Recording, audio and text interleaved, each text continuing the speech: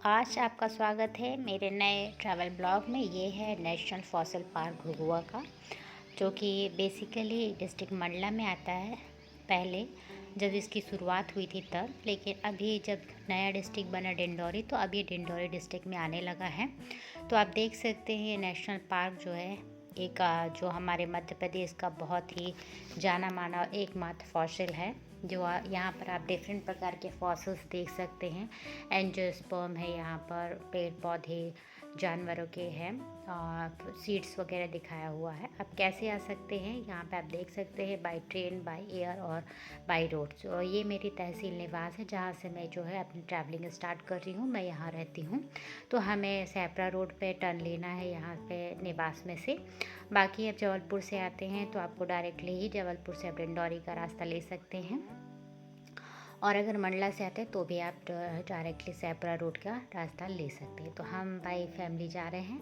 Actually हमारी planning जो थी वो बेसिकली जाने की थी अमोल खो। वो भी एक बहुत अच्छी जगह है यहाँ मध्य प्रदेश में ही, पर हमें रास्ता समझ नहीं आया और शाम हो रही थी, तो हमने जो है अपना प्लान चेंज कर लिया और हम जो है फॉसिल्स देखने के लिए घुघुआ की तरफ बढ़ चुके। एक्चुअली मैंने ऑलरेडी देखा हुआ है वो, तो रास्ते पे हम रुके और मैं आपको ये दिखाना चाहती हूँ। ये है गूलर का फल, माने कि जो बरगद के पेड़ पे होता है। तो मेरी सिस्टर ने मुझे बताया कि ये इसका फल है, गूलर कहा जाता है इसको। तो हम एक प्लेस पे रुके हुए थे, बिजौली कहते हैं जिस जगह को। तो वहाँ पर हमने इस फल को देखा। उसके बाद हम वापस से अपनी जर्नी जो है स्टार्ट कर लिए, और इसी तरह से हम आगे बढ़ते रहे। आप देख सकते हो रास्ते पे बहुत सारे जो इस तरह के लैंडमार्क्स आपको दिख सकते हैं। तो और बाकी तो मील वगैरह का पत्थर जो लगा रहता है उससे भी आप आइडेंटिफाई कर सकते हैं। ये है देखिए 29 किलोमीटर यहाँ से सहपुरा, और ये उसके अपोजिट का है निवास जबलपुर डिंडौरी, इस तरह का। तो हम वापस से निकल पड़े हैं, और अभी दोपहर का समय है, यहाँ ठंड का सीज़न है, तो हल्की हल्की धूप है यहाँ पर। तो रुकाते हम लोग जो है स्नैक्स वगैरह खाते हुए आगे की ओर बढ़ रहे हैं। तो जैसा मैं आपको बता रही थी कि हम जा तो एक्चुअली अमोल खो रहे थे, पर हमने बीच में अपना प्लान चेंज कर लिया, क्योंकि अमोल खो जाते तो हमें शायद लेट हो जाता। तो वो मैं आपको नेक्स्ट ट्रिप में दिखाऊंगी। तो हम लोग इसलिए यहाँ का प्लान बना लिए घुघुआ जाने का। तो मैंने सोचा आपको दिखा देती वहाँ पर फॉसिल्स के वगैरह बारे में। तो इसी बीच एक जगह हम रुके, और आर्यू का तो आदत है कि कभी भी कोई भी पेड़ में चढ़ जाता है। ऑलमोस्ट लगता ही है कि वो सच में हमारे पूर्वज कहते हैं ना मंकी है, तो वो मंकीज टाइप एक्टिविटी करता है। तो ये देख सकते हो आप, ये लैंडमार्क है डिंडौरी 74 किलोमीटर है, उमरिया सहपुरा 18 किलोमीटर है। तो आपको पहले ही पड़ जाएगा, पूरा आपको जाने की ज़रूरत नहीं पड़ेगी। तो मैं आपको दिखा देती हूँ कि किस तरह से है। तो यहाँ पर अभी फिलहाल बाज़ार लगी, जैसे कि मैंने आपको पहले वीडियो पर भी दिखाया था कि हमारे यहाँ पर मंडला पे हर दिन एक एक दिन जो है बाज़ार होती है। तो इसी तरह से हम लोग घूमते फिरते जो है निकल चुके हैं। रास्ते में इस तरह के छोटे छोटे से टेम्पल पड़ रहे थे, और इसी के साथ हम लोग जो है देखे कि शाम 4:30 बजे करीब हो चुके थे, और बच्चों की छुट्टियां भी होना स्टार्ट हो गई थी। तो हम ये लोग पहुंच चुके हैं घुघुआ। यहाँ पे आप देख रहे हो घा जो है घू जो है मिटा दिया गया है, तो एक्चुअली वो घुघुआ ही है। तो इस तरह से आपको एक और लैंडमार्क दिखेगा। यहाँ पे इस तरह के प्लांट्स दिखेंगे, जो साल के होते हैं, सीज़न के होते हैं, उस तरह के प्लांट्स दिखेंगे। और देन हम लोग जो है पहुँच चुके हैं अपना घुघुआ नेशनल पार्क। तो अभी मैं आपको दिखा देती हूँ उसका डिटेल कि इधर पे एंट्री करने के बाद आपको और कौन कौन सी एक्टिविटी करना है। तो देखिए, सबसे पहले ये बोर्ड आपको दिख जाएगा, और यहाँ देख सकते हो आप जबलपुर 98 किलोमीटर यहाँ से दिख रहा है। तो आप जबलपुर के रास्ते से भी आ सकते हैं। तो चलिए एंट्री करते हैं हमारे नेशनल पार्क में, जो एकमात्र हमारा फॉसिल्स पार्क है यहाँ पर मध्य प्रदेश में। तो कभी आइए हमारे मध्य प्रदेश, बहुत ही अच्छी अच्छी चीज़ें हैं यहाँ भी घूमने के लिए, नो डाउट। और मैं कोई एडवर्टीज़ नहीं कर रही हूँ, ये मैं सच में यहाँ रहती हूँ, तो मैं आपको बता रही हूँ। मैं ऑलरेडी यहाँ पे 3 बार आ चुकी हूँ। ये वीडियो सिर्फ आपके लिए इसलिए बनाया है ताकि अगर आप प्लान कर रहे हैं मध्य प्रदेश घूमने का, तो एक बार ये फॉसिल पार्क भी ज़रूर आइएगा। यहाँ पे आपको बच्चों की इस तरह की एक्टिविटी करने के लिए झूले वगैरह और कुछ इस तरह का लगा हुआ है। यहाँ पे आप टिकट कटा लीजिए, 50 रुपये प्रति पर्सन लगता है। यहाँ पर टाइमिंग हम चेकआउट कर लीजिए, देख लीजिए वीडियो को पॉज करके। और ये आप देख सकते हो, ये बोर्ड लगा है। यहाँ पे कैंटीन वगैरह भी है, कॉटेज वगैरह भी है, ऑनलाइन बुकिंग्स भी होती हैं, तो आप चेकआउट कर सकते हैं अगर आप यहाँ पे रुकना चाहते हैं तो। वैसे तो ये ज़्यादा बड़ा पार्क है, लेकिन एटलीस्ट 2 to 3 आवर्स में आप इसको विज़िट कर सकते हैं, नो डाउट। फिर आप दूसरा कोई अपना ट्रिप प्लान कर सकते हैं। तो ये हम इसी बीच जो है जब तक टिकट ले रहे थे हम लोग, तब तक ये लोग झूला झूलना वगैरह स्टार्ट कर लिए और मज़े कर रहे थे, क्योंकि ऑलरेडी हम लोग को पहुँचते पहुँचते यहाँ टाइम हो गए थे। हमारा जैसे मैंने आपको बताया जाने का प्लान कहीं और था, फिर हम लोग सडनली फिर यहाँ टर्न हो गए, क्योंकि वहाँ से हम लोग शाम तक रिटर्न नहीं हो पाते इसलिए। तो नेक्स्ट ट्रिप जो हमारा होगा वो बेसिकली अगर अमरकंटक जो मैं आपको बताई कि नर्मदा उद्गम स्थल है, तो उस तरफ जब जाएंगे तब मैं अमूल खो का भी वीडियो आपके लिए ज़रूर लाऊंगी। तो हम लोग जो है म्यूज़ियम में अंदर जा चुके हैं। ये देख सकते हैं आप, यूकेलिप्टस का प्लांट है, ट्रंक है उसका, इस तरह का जो है फॉसिल्स हो गया था। पहले ये इतना व्यवस्थित नहीं था ये पार्क, पर अभी व्यवस्थित हो गया, अच्छी तरह से इसकी मार्किंग हो गई है। तो जब इसमें पहले जब स्टार्ट हुआ था तब तब कहना चाहिए लोग आते थे और बहुत सारे फॉसिल्स उठाकर ले जाते थे। तो यहाँ से बहुत सारे फॉसिल्स जो है वो चोरी हो चुके हैं।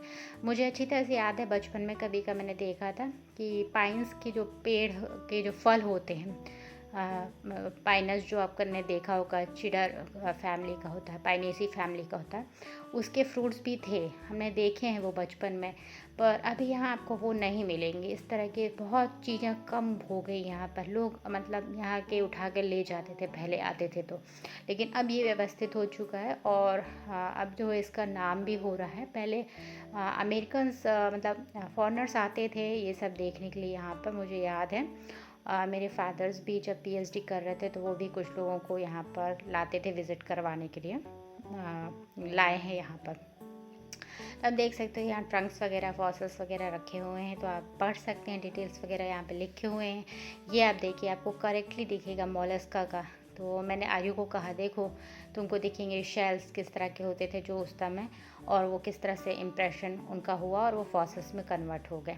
तो ये सब बच्चे पढ़ते हैं, अगर उनको आप ये विज़िट कराएंगे तो उनको थोड़ा सा और पढ़ने में हेल्प होगी। और जो लोग अगर फॉसिल्स वगैरह में पीएचडी कर रहे हैं तो उन लोगों को भी ये मिलेगा, इससे बहुत कुछ हेल्प हो सकता है। और एक छोटा सा गेम जैसा हंट रखा हुआ था यहाँ पर कि अगर ये फॉसिल्स है तो वो करेक्ट बोलेगा, अगर वो फॉसिल्स नहीं है तो इनकरेक्ट बोलेगा। इस तरह से मतलब क्रॉस का साइन, और बहुत सारी बटन तो ख़राब हो गई हैं। मुझे एक चीज़ समझ नहीं आती कि क्यों लोग आते हैं इस तरह से घूमने और उसको प्रेस कर करके पूरी चीज़ों को ख़राब कर देंगे। तो अब देखिए, अगर करेक्ट आंसर देते तो इस तरह का टिक मार्क आती है। तो हमने ये वाला पार्ट विज़िट किया। इसके बाद सेकेंड पार्ट जो मैं आपको बाहर ले चलती हूँ। तो आप देखिए यहाँ पर अहमदाबाद का जो सीई है और हमारा जो एमपी का फॉरेस्ट डिपार्टमेंट है, इन दोनों के द्वारा ही इसको प्रिजर्व किया गया है, इस एरिया को। तो यहाँ पर और भी कुछ था जो देखने लायक था, बच्चों को समझने लायक था कि किस तरह से जो है दिन और रात होते हैं, और हमारा पूरा जो है कहना चाहिए वर्ल्ड है वो किस तरह से आप इसको पढ़ सकते हो। इस तरह के कुछ बच्चों के लिए गेम्स वगैरह भी रखे हुए थे और आसानी से वो पढ़ सकते हैं। तो और कैसे जो हमारा वर्ल्ड है वो डिवाइड हो उसके बारे में। और यहाँ पे पूरा दिया है कि 65 मिलियंस अगो इस तरह का कुछ क्लाइमेट चेंज हुआ था और ये जो है हमारा फॉसिल्स का फिर निर्माण हुआ था। तो यहाँ पे हिस्ट्री वगैरह दी हुई है, आप उसको चेकआउट कर सकते हैं। तो आराम से आप 2-3 घंटे में ये पूरा कवर अप कर सकते हैं। और आपको अगर नेचर से प्यार है तो आप और भी समय व्यतीत कर सकते हैं। हमें भी है, हमारे पास टाइम की कमी होने की वजह से हम ज़्यादा समय दे नहीं पाए, और इसी के साथ हम म्यूज़ियम से बाहर निकले और फिर नेचर वॉक करने के लिए हम लोग जो है निकल चुके हैं। तो इससे आप देख सकते हो यहाँ पे प्लांटेशन भी किए गए। एक्चुअली पूरा फॉरेस्ट ही है जिसको पूरा कवर किया गया है पार्क के अंदर। तो अभी हम पार्क के साइड में जा रहे हैं जहाँ पे अंदर जो नेचुरली बने हुए थे उनको अभी भी वहीं छोड़ दिया गया है, उनको म्यूज़ियम में नहीं लाया गया है। तो वो चीज़ें मैं आपको दिखाने वाली हूँ आगे चल के। तो उधर पे भी उन्होंने थोड़े से मार्किंग वगैरह किया है, तो आप पढ़ सकते हो कि किस प्रकार के फॉसिल्स हैं, और अच्छा लगता है देखने में। अगर आपके पास समय है तो आप खाने पीने का सामान भी ला सकते हैं। यहाँ पे एक बहुत अच्छी जगह है जो मैंने पहले नोटिस नहीं की थी, वहाँ बैठकर आप इत्मीनान से अच्छी फ़ोटोग्राफी कर सकते हो। नेक्स्ट टाइम मैं ज़रूर आऊँगी और अच्छे से यहाँ पे हम व्यतीत करेंगे। यहाँ ज़रूर लिखा बिना अनुमति के प्रवेश ना करें का मतलब ये है कि टिकट लेकर ही आप जो है अंदर जाएँ। ये फॉसिल उद्यान के बारे में दिया है, आप वीडियो को पॉज करके पढ़ सकते हैं। मैंने कोशिश की है आपके लिए पूरा यहाँ पे कवर करने की, ये कितने साल करोड़ पुराना है और किस तरह से बना है। तो चलिए, ये सब आप देख सकते हो, ये सब फॉसिल्स है जो नेचुरली यहाँ पे पड़े हुए हैं। यहाँ पे कहा जाता है कि मतलब उस समय पे जो चिड़िया थी वो भी फॉसिल्स बन गई थी, पर अभी आपको कुछ भी देखने नहीं मिलेगा। तो क्योंकि मैंने जैसे आपको बताया कि लोग यहाँ से उठा उठा के अपने घरों पे ले गए हैं बहुत सारी चीज़ें।